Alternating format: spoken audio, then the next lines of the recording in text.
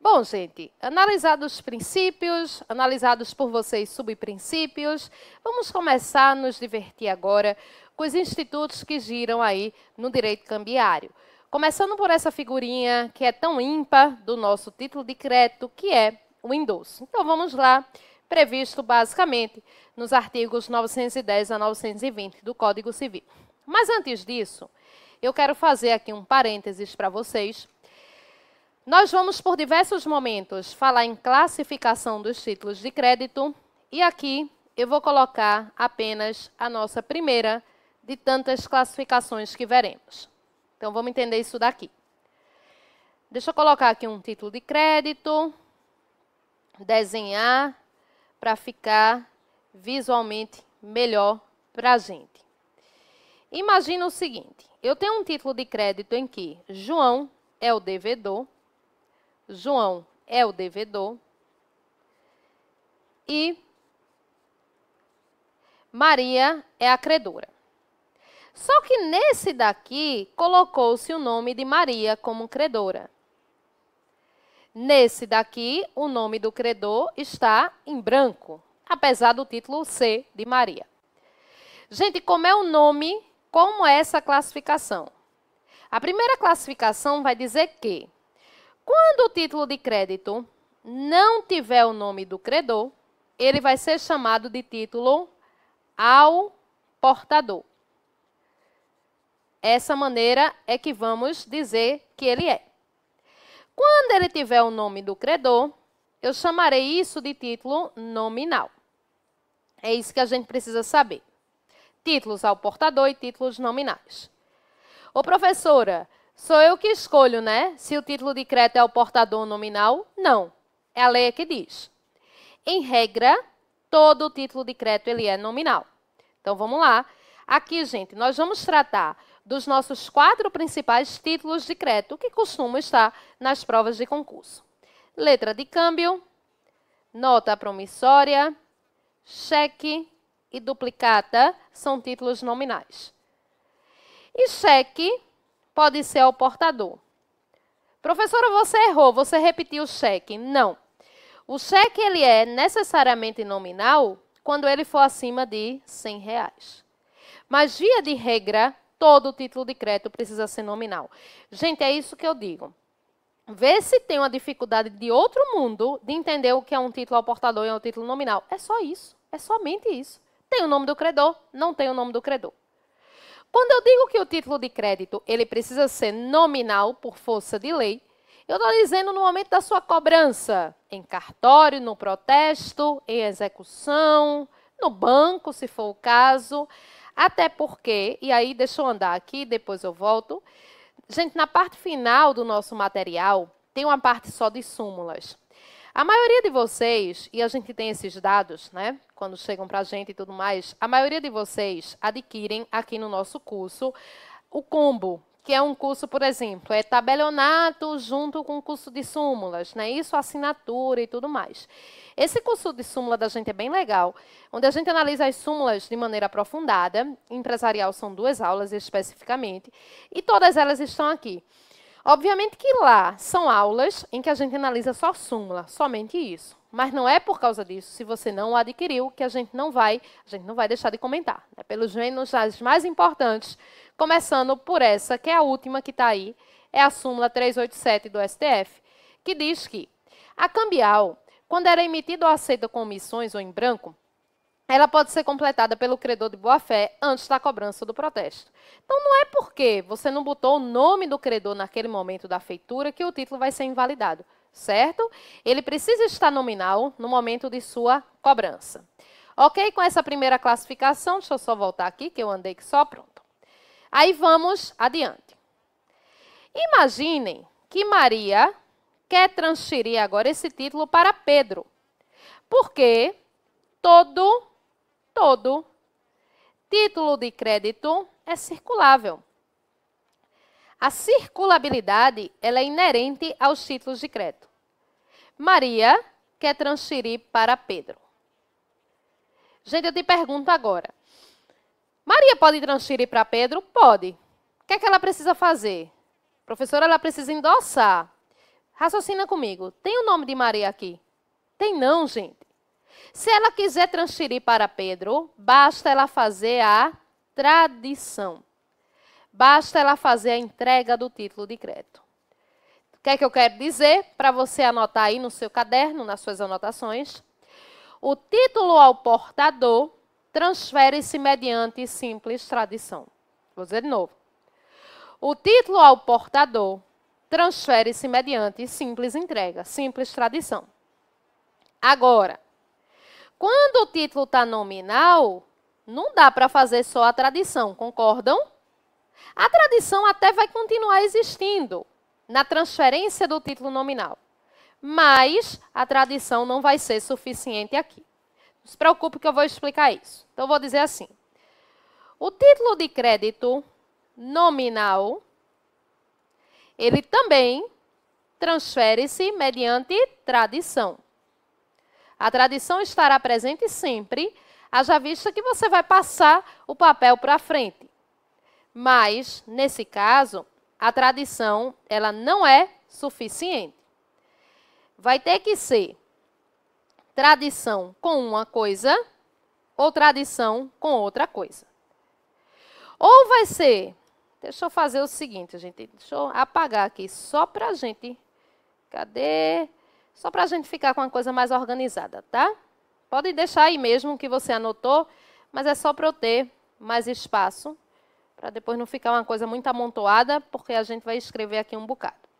Então, o que é que eu estou dizendo? Que o título de crédito nominal transfere-se, sim, mediante tradição. A coisa do título de crédito circulável eu já expliquei. Mas a tradição aqui, ela não vai ser suficiente. Ela vai precisar... Deixa eu só apagar aqui. Ela vai precisar de um outro ato. Ou vai ser, que é o que nos interessa, tradição mais endosso. Ou vai ser, vamos voltar para direito civil, tradição mais cessão civil de crédito. Eita, professor, e agora, como é isso? Vou dizer. Primeiro, o que é que define o fato de eu transferir, de Maria transferir para Pedro por endosso ou por cessão de crédito? O que define é a segunda classificação que eu vou trazer para vocês. Em regra, os títulos de crédito à ordem são transferíveis por endosso. Os títulos de crédito não à ordem são transferíveis via cessão. Gente, esse esquema que eu vou fazer aqui para vocês, de endosso e cessão de crédito, pode ter certeza, qualquer prova que você pegar, posso afirmar isso, é perigoso dizer isso, mas qualquer prova que você pegar, nas diferenças entre endosso e cessão de crédito, eu vou te dar agora, tá certo? Então, segundo a classificação dos títulos de crédito, os títulos de crédito podem ser à ordem ou não à ordem. Professora, como é que eu sei se um título de crédito é à ordem ou não à ordem? Gente, visualiza aí na cabeça de vocês um cheque. Onde tem um nome aqui? Você preenche o nome. E aqui do lado não já vem escrito ou a sua ordem? Então você vai ler. Mas espera aí que eu estou te contando meia verdade. Em regra, todo título de crédito ele é à ordem. Por isso, a cláusula ordem, ela pode vir implícita ou ela pode vir explícita. O fato dele ser não à ordem é uma exceção. E por isso, essa cláusula precisa vir sempre de modo expresso. Tá? Então, por exemplo, um dia desse caiu na prova da OAB. Título de crédito, no qual não haja menção sobre o fato dele ser à ordem ou não à ordem, presume-se que ele é um título à ordem. Porque a cláusula ordem, embora ela venha sempre expressa, mas ela pode vir de maneira implícita. Vamos adiante. O endosso, ele é instituto do direito cambiário. Ao passo que a cessão de crédito, ela é instituto relativa ao direito civil. Gente, aqui eu não vou aprofundar com vocês cessão de crédito, porque isso é direito das obrigações, e eu fugiria demais aqui do meu objetivo. Se ele é instituto do direito cambiário, a ele são aplicáveis cartularidade, autonomia e literalidade. O endosso, Isso aqui que a gente está fazendo também é um resumo dos artigos que aqui estão, 910 a 920. O endosso, ele sempre tem que ser feito pelo valor total constante no título de crédito. A cessão civil, ela pode ser feita pelo valor total ou parcial. Me diga uma coisa. Quando você endossa, se Maria endossar para Pedro, ela precisa, gente, avisar a João. João, estou endossando aquele título de crédito. Não. Então, no endosso, não precisa notificar. Mas na cessão de crédito, precisa sim notificar. Não é pedir autorização, mas sim notificar. Então, essas são as diferenças mais importantes entre endosso e cessão de crédito. Como eu disse a vocês, a gente não vai aprofundar a cessão de crédito, porque isso é muito direito civil, tá? É obrigações, né? Até poderia, no outro momento, mas não aqui na aula de empresarial. E vamos falar de endosso. Quem endossa é o endossante, no caso, Maria. Pedro vai ser o endossatário. Gente, eu disse a vocês que em alguns momentos nós teríamos choque entre a lei geral e as leis específicas.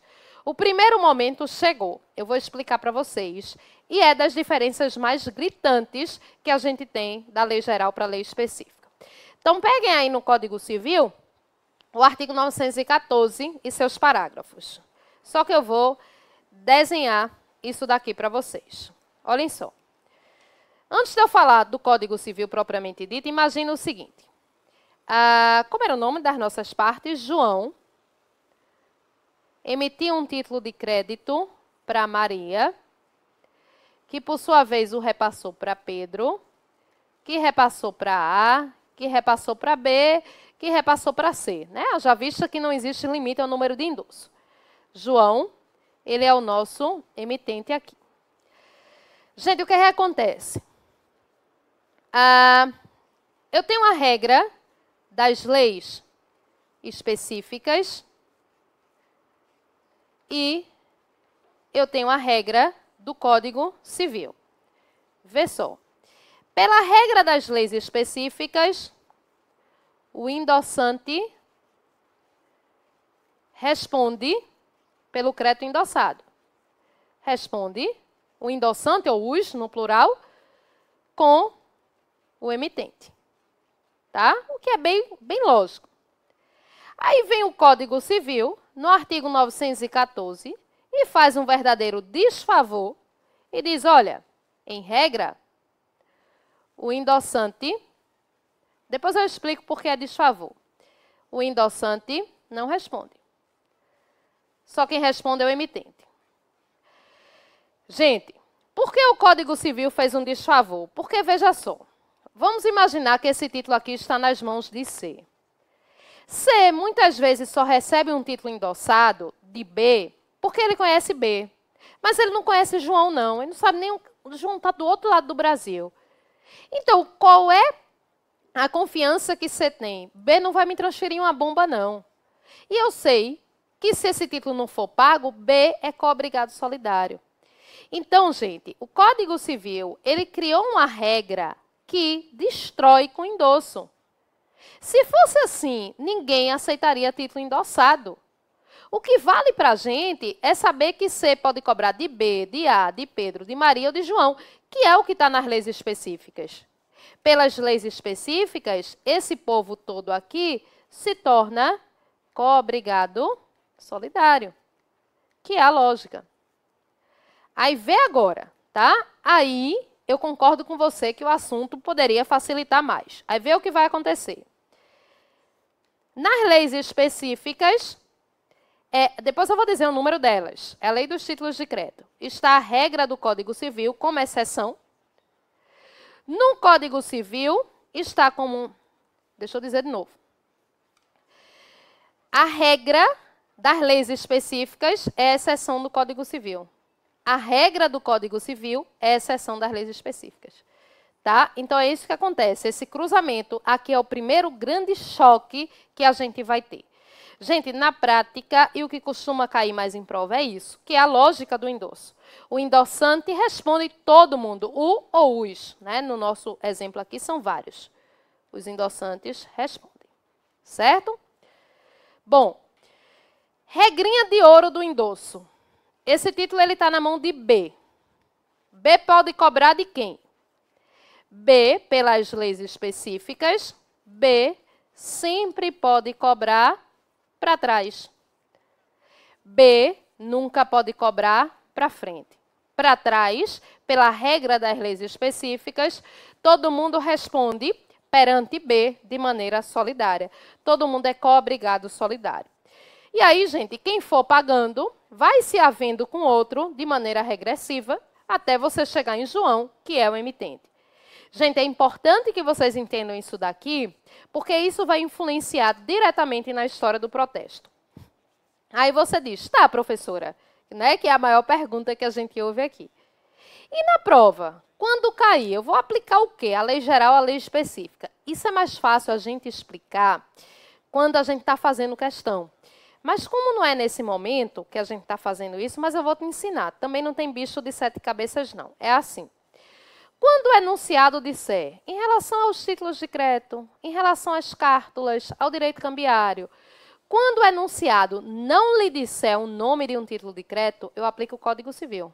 Eu aplico as regras do Código Civil. Quando o enunciado lhe disser o nome do título de crédito, você aplica a regra da lei específica. Mas, gente, você tem que ficar ligado nisso. Porque o examinador não vai te dizer lá bonzinho, olha, meu filho, venha cá, aplica o Código Civil, aplica a lei específica. Mas também não é uma coisa do outro mundo, não. Tá certo? E os principais choques, a gente vai te dizer, fica tranquilo. Esse tipo de endosso que a gente sempre fala, que faz parte aí do nosso dia a dia, é o endosso próprio. Esse endosso que a gente está falando aqui, nós temos endosso próprio e nós temos endosso impróprio. Então, o mais importante para a gente, o que a gente conhece, aquela assinaturazinha que a gente conhece, é endosso próprio, que é endosso que vai transferir o crédito e o título de crédito. Maria, quando endossar para Pedro, transfere crédito e título de crédito. Mas a nossa lei também contempla 3 espécies de endossos impróprios. Aí, gente, olha o que vocês vão fazer.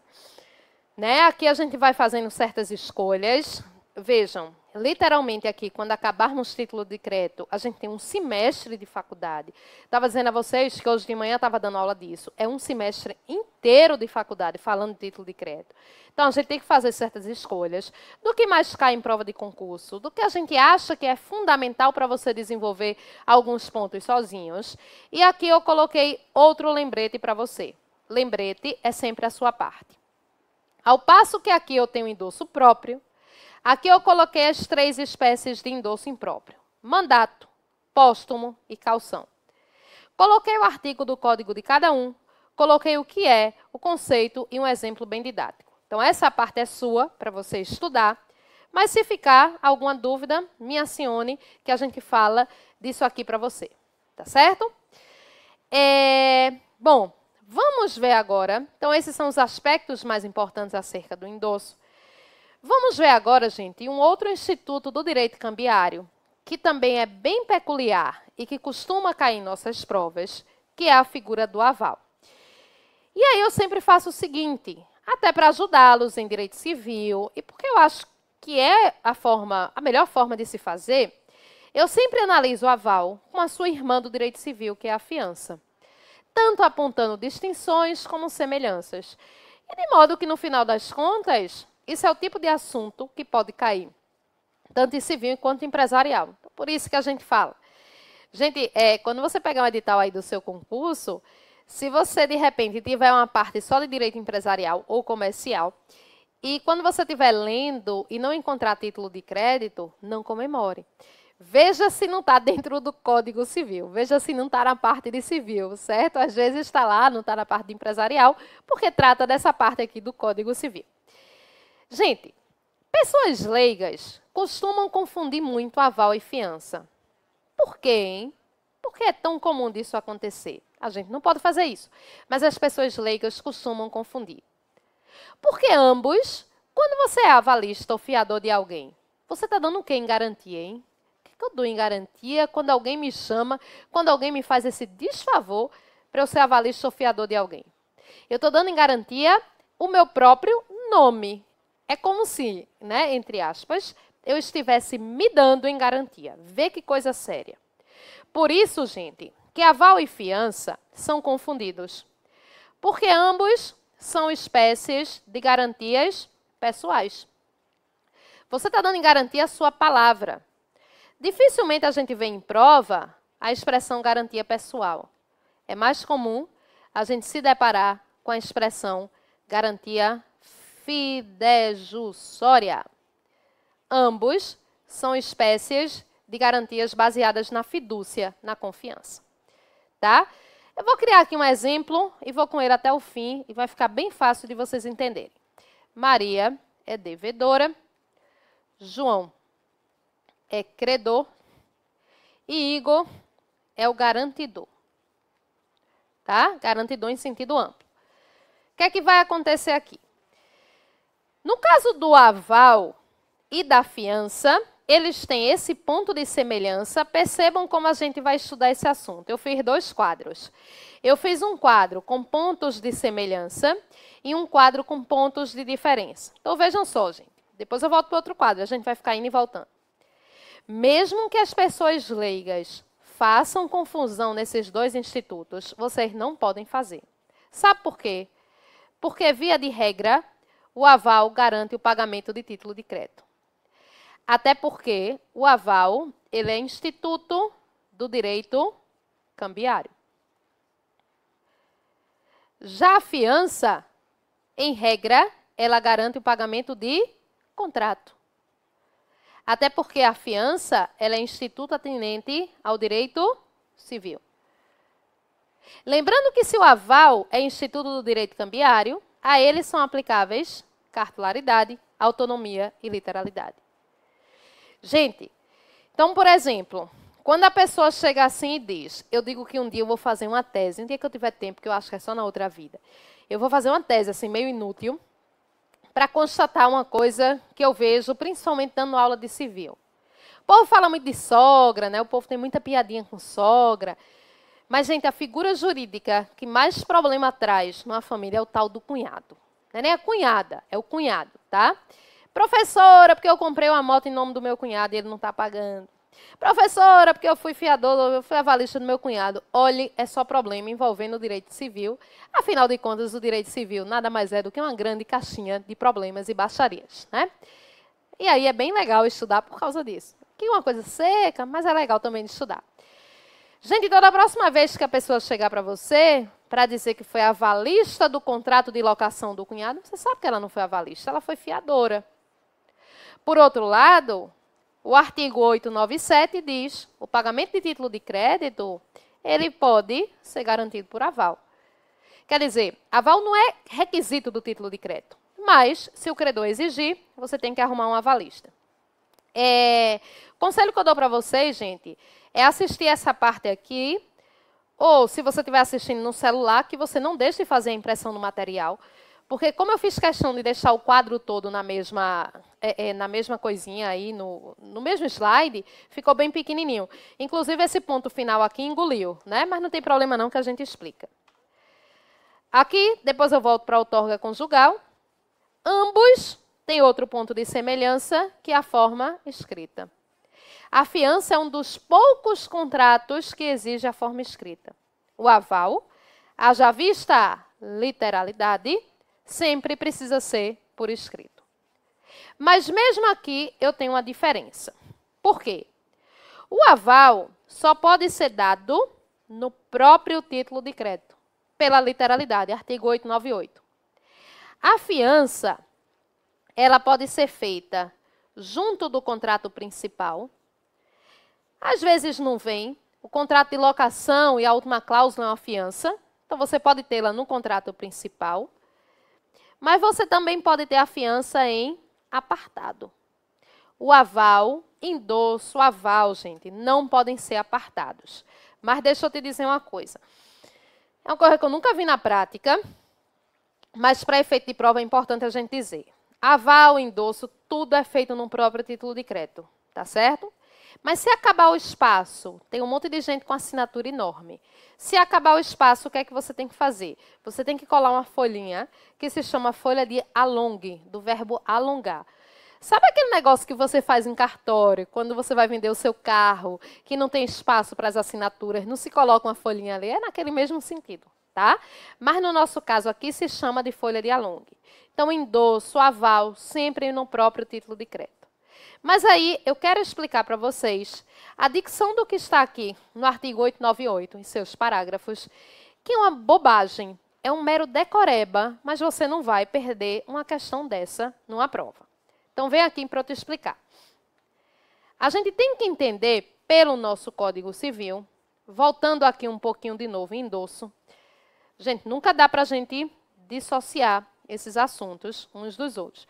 Nessa minha turma de Direito Cambiário, eu sempre aviso aos meninos, nosso assunto é um só, é acumulativo o semestre inteiro, porque vai juntando aval, endosso, vai juntando tudo, protesto. O nosso Código Civil vai dizer onde é que o avalista tem que assinar, onde é que o endossante tem que assinar.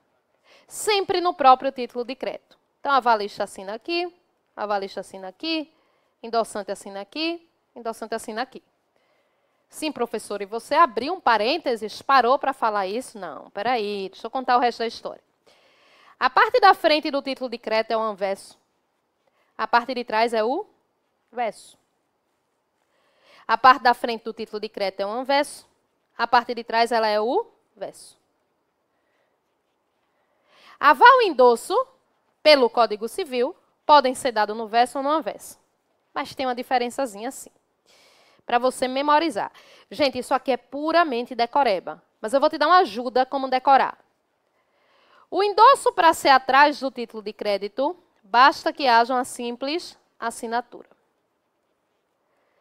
Se o endosso for na frente, no anverso, tem que ter assinatura, sempre vai ter que ter assinatura, mas vai ter que ter alguma expressão que identifique que aquilo é um endosso. Por exemplo, por endosso. Endosso A, alguma coisinha assim. O aval dado no anverso, basta uma simples assinatura. Quer avalizar no verso? Pode, mas tem que colocar alguma expressão, como, por exemplo, por aval, avalista de. Então, aqui, se for no verso, tem que ser a assinatura mais expressão. Pronto. Aí vê, como eu disse a vocês, se isso daqui não é uma bobagem simplesmente de decoreba. Professora, por que isso é importante? Deixa eu te dizer o porquê. Às vezes você tem 30 assinaturas num título de crédito. É completamente diferente eu ser endossante ou ser avalista. Então, se eu lanço, Renata, tem 30 assinaturas num título de crédito. Eu lanço meu nome na frente do título de crédito, sem eu dizer quem eu sou, no quadro cambiário, na posição cambiária.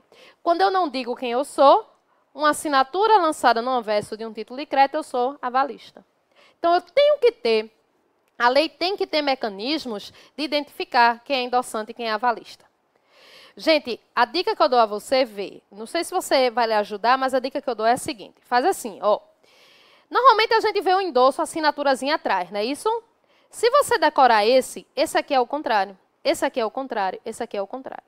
Se você memorizar bem um, você mata os outros, tá? Veja, é um montezinho de detalhe, né? Mas a gente chega lá, certo? O que mais? Vamos aqui adiante. Eu lhe pergunto assim, é pior você ser avalista ou fiador, hein? Nenhum dos dois é bom não, viu? Os dois lhe dão dor de cabeça, né? Lhe dão inimizade, e se for na história da família que a gente estava dizendo, aí é que a bagunça se instaura, o mal-estar, mas ainda tem um que é pior do que o outro. Mas eu não vou dizer para você não, vou deixar você chegar a essa conclusão. Lembram do bem de família, não lembram? O bem de família, regido por uma lei específica, que é a Lei 8.009 de 90. Essa lei específica, ela traz a proteção à família, reconhecendo o imóvel como sendo algo impenhorável. Hoje em dia, né, gente, o STJ, até de maneira muito, pelo menos no meu modo de ver, de maneira muito lúcida, reconhece a proteção extensiva do bem de família. Para eu ter a proteção do bem de família, eu não preciso ter a família comercial de margarina, né? Por exemplo, eu não tenho filhos, mas eu tenho lá a casa com meu marido, aquilo é o bem de família. Ou então eu optei por ser solteira, quero ficar solteira, né? O single. O STJ também protege hoje em dia o bem de família de quem é solteiro. Afinal de contas, não tinha sentido você fazer uma interpretação literal. Não, tem que ser família comercial de margarina, né? Numa época que nem se falava ainda de reconhecimento de união entre pessoas do mesmo sexo, então a coisa não tem que ter um pai, tem que ter uma mãe, tem que ter 2 filhos, um cachorro, não. Nada disso. O STJ já alargou muito esse entendimento, até para a história dos singles, dos solteiros. Pois bem, o bem de família ele é impenhorável. Mas existem exceções a essa impenhorabilidade. Exceções essas trazidas no artigo 3º da Lei do Bem de Família. E tem a ver com o que a gente está falando aqui. Eu vou fazer o seguinte, vá ler o artigo 3º, até para você revisar a parte de civil, e daqui a pouco a gente volta para dizer por que estamos falando disso.